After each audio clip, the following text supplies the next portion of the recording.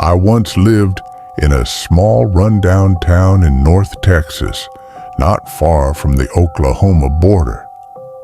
This town had a certain worn-out charm, but was known for its share of rough neighborhoods. When I was 20, my girlfriend and I rented a shabby apartment in one of these areas. The place wasn't much to look at, peeling paint, creaky floors, and an air of neglect, but it was all we could afford. The neighborhood had a reputation for petty crime, break-ins, and the occasional police chase. Sirens echoing through the night were a regular soundtrack, and shadowy figures lingering on the streets weren't uncommon. I wasn't overly concerned, though.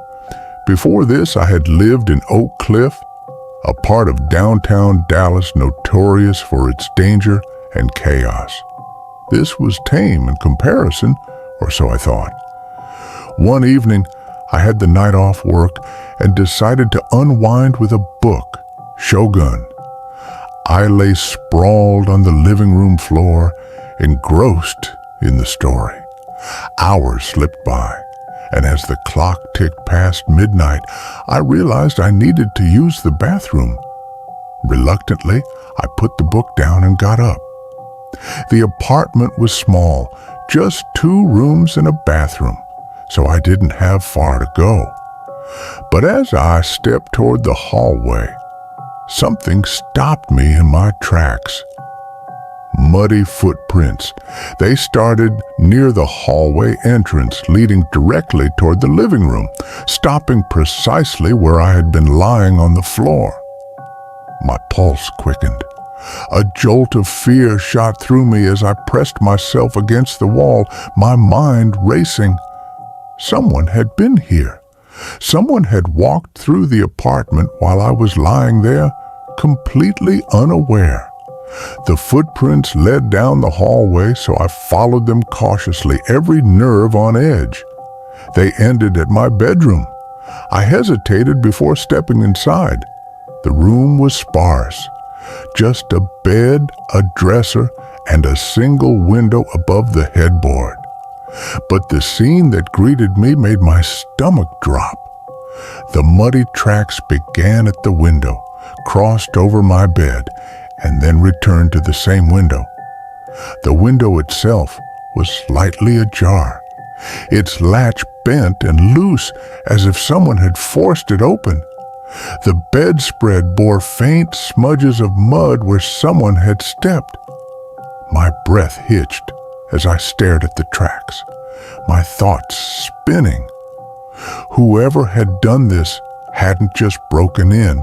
They had climbed through my window, walked across my bed, and made their way to the living room, where I had been lying completely vulnerable. But here's what unnerved me the most: the blanket covering the window. It was a heavy throw blanket, pinned up securely to block the view. Yet somehow it was back in place, perfectly undisturbed, as though no one had ever touched it. I couldn't fathom how anyone could move it aside, crawl through the window, and then replace it so flawlessly. I spent what felt like hours searching the apartment, checking every corner, every shadow. There was no sign of anyone. The front door, the only proper entrance, was still locked. It didn't make sense. How had they come and gone? And why? The thought of someone standing in the hallway, watching me as I lay there completely oblivious, sent shivers down my spine. For weeks after that night, I couldn't sleep. Every creak of the floorboards, every rustle of the wind felt like a threat. I'd wake up drenched in sweat, convinced someone was watching me. My girlfriend tried to comfort me, but since she hadn't been there that night, she didn't understand the depth of my fear. Over time, her patience wore thin, She urged me to move, but even after we left that apartment, the fear lingered. Years later, I still think about that night. The questions haunt me. Why didn't they come closer? What stopped them from doing something worse? And how did they break in without leaving any real trace? The memory of those footprints, so deliberate, so chilling, refuses to fade. Even now, I sometimes catch myself glancing over my shoulder, wondering if someone is there, just out of sight, watching. This happened about 6 months ago while I was in my room getting ready for bed. It was around 10:30 p.m. and everything seemed normal. The curtains in my room were closed, blocking the view outside. As I moved around, putting things away, a sudden, sharp sound broke the silence. 3 loud knocks on my window. The sound was distinct, deliberate, and startling, as if someone was standing right there. My heart began pounding in my chest, and for a moment I froze in place, too scared to move. The knock wasn't just noise, it felt intentional, like someone wanted to be noticed. It took a few seconds for me to snap out of my shock, and when I did, panic set in. Without hesitation, I bolted out of my room and ran straight to my dad. My words came out in stammers as I tried to explain what had happened. We live in a fairly busy neighborhood where random noises aren't uncommon. But this was different. My bedroom faces the back of the house, away from the street or any natural traffic.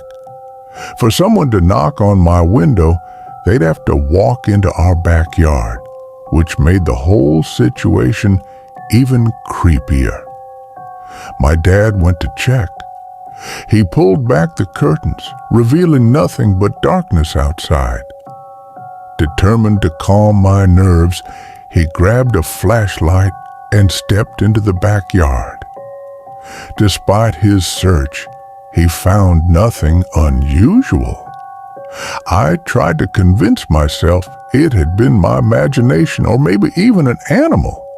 Still, as I lay in bed that night, unease clung to me like a shadow.